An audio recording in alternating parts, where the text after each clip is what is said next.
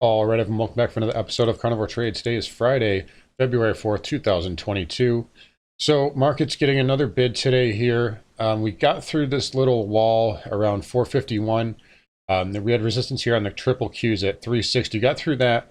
And it looked like it wanted to start a little bit of a squeeze, but they are pushing it down a little bit, defending this area in the last 10, 20 minutes. A lot of this, I think, is partly due to day traders covering. You're looking at Amazon. When you have a big gap up like this and a huge momentum move like that, you'll see a lot of day traders jump on this and get momentum, looking for a momentum trade. And then the last 10, 15 minutes, they all close their positions out at the same time. They're not trying to hold it overnight or hold into the weekend. So you get this kind of little dip that, can push the market down, especially a sizable stock like Amazon. But a little bit of a dump here into the close. I wouldn't make too much out of it. Markets had a really nice rally day here overall, and they close in about 4 minutes. We'll take a look back. But let's look at Amazon here. I mean, just look at this volatility, absolutely crazy. Huge move down, oversold, bounce into the 20 MA, then this dump out on the expected move that earnings were going to disappoint. And then, of course, earnings didn't disappoint. And look at that move, getting all the way back up to this trend line just about. It's should be pulling off the highs like it is. This is a big move, but you're into a lot of resistance up here. So especially going straight up into it like that. But nice move for Amazon, and that is giving the market a lift. Also, a lot of stocks that benefited the same way. Look at Snap up 60% here, and I'm kicking myself. I was looking at this at $25 yesterday, and I was like, man, I should. I was thinking about entering, and of course now, I would have been up 50%, 60% on this, but just a crazy move. Etsy was another one that dumped in sympathy with Amazon. This one back up 5%. Overstock was also down, that up almost 8% today. Pinterest, I believe, is another one. This one was another one I was looking at around 25. This one's up 11% today. So big reversal in some of these stocks that just really got hit hard. Just off those poor earnings reports. Facebook being one, and then really the anticipation of Amazon being bad. And then, of course, when it wasn't, everything else was able to rally. Any case, let's look over here, a few sectors. So semiconductors getting a nice higher low here, again, rallying with everything else. So pulling back off of that little resistance necktie there. And this can maybe get up to 290, 295. I would say on another leg up, but we'll continue to watch. Tech has still been kind of weak, at least in these sectors. Same thing with IGV. We've been pointing that one out, but still able to make a higher low. And some of these stocks are finally starting to recover a little bit here. And I think we're getting close to a decent leg up here. Dow Jones via the diamond here. This is holding up really well. Back tested its 200 moving average today, and that is holding for now. So this can actually, I think this can easily get back up to double top if we have a nice rally. It would not surprise me for the Dow to make a new all-time high. It also wouldn't surprise me for the spiders to make a new all-time high. Believe it or not, I think that can happen. That doesn't change really the makeup of the market. I still think that we're looking at a lot, very volatile, very choppy, and potentially some type of a bear market. However, this leg up can go a lot higher than people think. And that's just the nature of bear rallies. But in any case, the Dow and the S&P holding up well. IWM, Russell 2000, up just 0.5%. Again, this has been the laggard here. So I think your max upside for right now on the IWMs, maybe 210, maybe 215. But that's probably about it. The Russell has been a laggard, and unless anything changes, it's been a weak index. And again, not characteristic of a bull market. So when I say nothing changes if we do make it up to a double top on the spider or a new nominal high on the spider. The makeup of the market has not changed. There's still not any signal of risk on right now. So speaking of risk on, risk off, let's look at rates. So rates got a huge pop today. 1930 here, 1.93 on the 10-year, and on the 30-year, nice pop, up 4%, 2.23. So big move there for rates. And there's a lot of correlations kind of breaking down right now. And this is what happens when you have rotations and stuff like that going on. And that can happen in bear markets too. There's the closing bell. So spiders took a little bit of a dump. We'll come back to that later. But yeah, so yields, typically with yields up, you see tech weak. And today, that is obviously not the case. NASDAQ up 1.25, and you've got the 30-year up 4%, 10-year up 5.5%. So a lot of things get kind of mixed around when you have rotations like this. But in any case, nice move for yields. We've been talking about this pattern here. I thought that it would probably take a little bit longer for this to push higher, but it is breaking out now. So we'll continue to watch this, but nice move there for the 10-year Treasury yield. Let's look at the transports. Dow transports, again, move down, move up in a higher low. You're going to see this chart pretty much all across the board. So, just like the triple Qs, just like, a lot of these tech stocks that have gotten beaten down, Facebook, well, not so much Facebook, but, the Amazons, Netflix, they had this move down, a thrust, and then they're potentially putting in a higher low. So you're seeing that same thing here with the transports, but did finish red today. So a little bit of weakness there, closed back below the 200 moving average. So transport's definitely a little bit softer than tech is right now.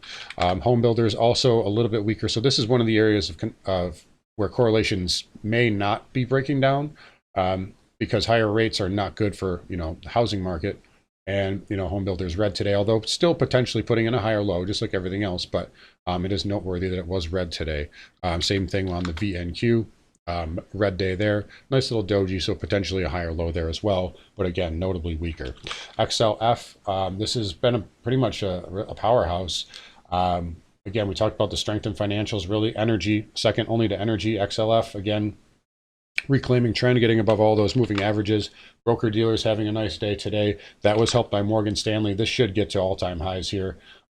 Nice, just powerhouse stock here. And it has held up really well during this correction. I mean, yeah, it hasn't really gone higher, but it's outperformed the market since really, September, October, when the market was topping out and having the corrective mode. We talked about JP Morgan, so that got a nice bid today, coming into that 20 moving average. I don't think it's quite ready to get through this resistance yet, but at some point it probably goes up, fills this gap. Maybe you get up to 160, 161, but decent move there for JPM. Goldman also probably continues. I would think it continues higher and at least fills this gap. It's got to back test that 200 as well, but financials holding up all right. XLE, again, speaking of energy, another 52-week high today on XLE. If we can get the chart to come up, there we go. Did put in a potential little topping tail there, though. Didn't have a lot of volume, but did get a little bit of a tail candle there in the final 10 minutes. So we'll continue to watch that next week. Maybe it has to retrace finally. XOP making 52-week highs as well, finally. That's the first time since November. So again, XLE and XOP been strong. Energy's been strong. We know that. And XOP, making a 52-week high with the market still roughly 10% off of all-time highs. So, what can you say about energy here? It's been a strong horse, but again, that little topping tail there makes me think it could possibly, finally have to pull back a little bit. OYH also strong. Did not put in that much of a tail candle, but was green on the day and had held up. Let's look at crude, another 52-week high here on crude, closing above 92. And again, I said this yesterday, it's probably going to want to go up and challenge 100. When you get this close to a whole round number like that, oftentimes the market just has to go up there and test it. So I do expect that to happen. Doesn't mean it's going to happen in a straight line. We might have a bit of a pullback. Maybe you come and back test this 85 area, because that's where you broke out. So maybe at some time, come back here and back test that. But I would be surprised if we don't go up there and at least challenge that 100 handle. Nat gas, I said yesterday, this was like the LOL chart of the day. And it's continuing to be that. I mean, just look at the volatility, up, down, just crazy moves here in nat gas. Again, I would not do anything with nat gas right now as far as a swing trading, from a swing trading standpoint. There's no clear pattern here. It's just completely all over the map, but it is fun to watch those swings. Let's look at the dollar. So again, this is another area that may have had a little bit of slipping with the correlation. So typically dollar up, or yields up, dollar up, yields breaking out today.